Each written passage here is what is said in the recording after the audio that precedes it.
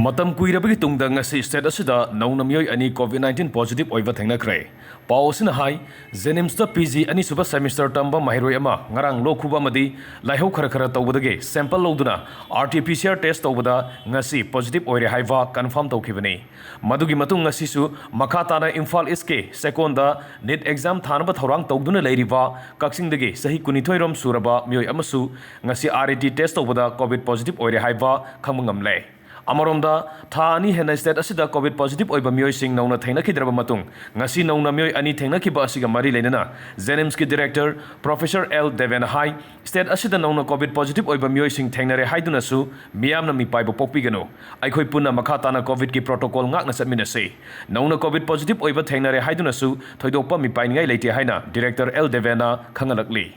Hyderabad Tagi Nupamasa Sahi Kunga Mari Muksuraba PG Chatra Radio Diagnosis ta maji PG tawriba numit mari mangani gi mamang degi koigi headache oiba masaji sagatba fever oiba luga cough di masaji naba sumai tawduna complaint khara leibidagi ngarang si koi test tawre aida ma test tawru tam saida magi RT PCR haidana koigi masigi test tawrubani covid positive si oina thoglae ngasi ayuktagi hongna Masi Quina COVID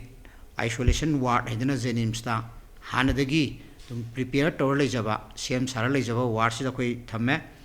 Aramaxi, Hazik, Masada, Tudo Hindona Awaba, Legisho Romangam, the Bokota Dilate, Adubu, Klokti Karga Qui, Masa Pajanadum Kanadum Lady, Adubu,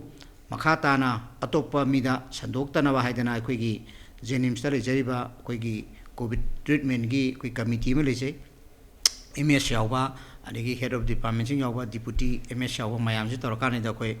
Masi isolate or Tom Javani, Koi Azuzi, Nasimak, Koi Punkaim, Kimamanga, Koi Nupama Sama, Koi Kaxing Degi, my Yumnak the Yauk dress, I couldn't do Shuba, Amasi Kaxing Degi, Duazina Secunda, Barada, Koi net exam gi prepared to labor, Pericat Tanner of Ngai labor, Masisu, Koi Masaji, mild fever. Masaji Lutang CE, Haksang Sagatli, Haidana,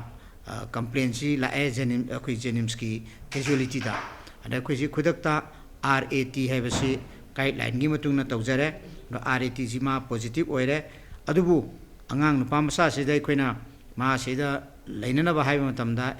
ID Matanda Madum, Kanato Zabanedana, isolate Torga Mayumda, Tongana Kaleje, Masala Rugi Hanamazi, Satkare, Adu.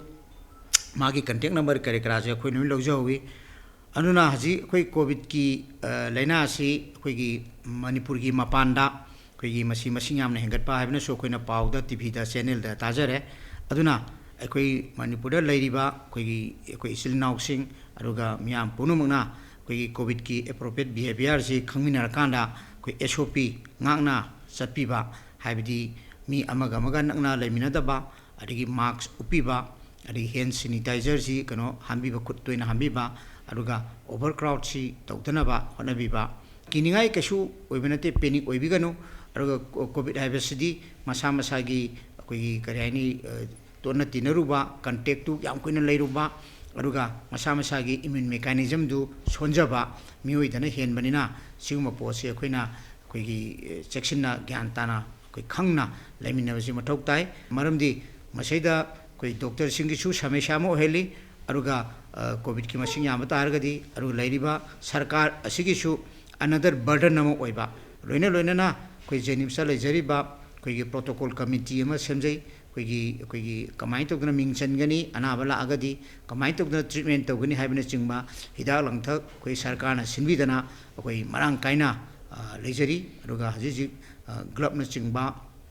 Nuga marks na chingmasu ay ngasi maksoi isaji marks upaga aje esi wangang wi lokok sabani ay marks upaga lejeri sini aduna smain togna khoi isana section tharang se lokhat minaba targadi covid se control tobada khoi masoidna mateng oigani aruga khoi manipur da lebiriba khoi section khuding maki chilnauk sing punumakna masigi khoi han ri chanaraba SOP se ngangmina si